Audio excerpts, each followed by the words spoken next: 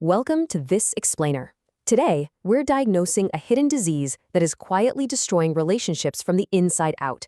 If you've ever felt this bizarre, growing distance between you and your partner, even when there aren't any major blow-ups, well, you're about to discover exactly why that's happening. Okay, let's dive right into this. Most people think relationships end with massive betrayals or intense screaming matches. We're so conditioned by television dramas to expect these earth-shattering explosions as the clear signal that things are over. But talk to couples therapists, and they'll tell you a very different story. Relationships actually die in total silence. It isn't the shouting that does the structural damage. It's this quiet, invisible erosion. It's the thousands of tiny, unsaid things that slowly chip away at the foundation.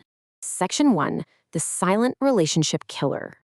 We are talking about a quiet, almost invisible habit that slowly erodes the foundation of trust until, honestly, there is absolutely nothing left to hold on to. Now, what's really interesting about this slide is the core diagnosis. Clinically, this is known as emotional invalidation. It's what happens when one person's emotions, thoughts, or experiences are dismissed, minimized, or just flat out denied by their partner. It sounds small, right? A brushed off comment here, a little eye roll there, but over time, this creates a deeply toxic environment. Think about pouring a single drop of dark dye into a glass of water every single day. Eventually, the whole glass changes color. That is exactly what emotional invalidation does. It creates an environment where one partner feels essentially invisible. Section 2, the triple threat pattern. Let's look at how this works. Let's examine how this disease attacks. It usually plays out through a highly destructive 60-second cycle that researchers call the Invalidation Triple Threat. Imagine you are genuinely upset because your partner forgot a special date. You bring it up expecting a little comfort, but instead of an apology, they hit you with a rapid 1-2-3 punch. Disagreeing, defending, and criticizing. Let's break down exactly what each of these steps looks like so you can clearly spot them in your own conversations. First step, they disagree with your feeling. They might toss out a dismissive remark like, "You're making a big deal out of nothing," or "You're just being too sensitive." What this does is instantly communicate that your emotions are fundamentally wrong. It completely bypasses the actual issue of the forgotten date and basically tells you that your internal compass is broken. It makes you second-guess your own reality, which is incredibly destabilizing. Second comes the defensiveness. Instead of actually hearing your hurt, they immediately pivot to justify their own actions to protect themselves. You might hear something like, "Look, I was busy with work. You're being unfair." See what happened?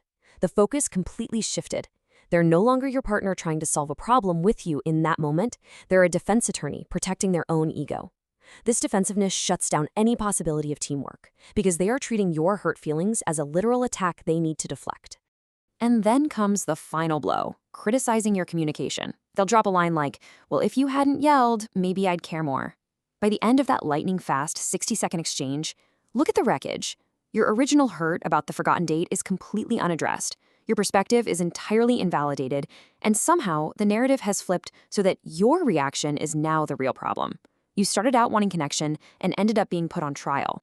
Moving on to Section 3, negative sentiment override.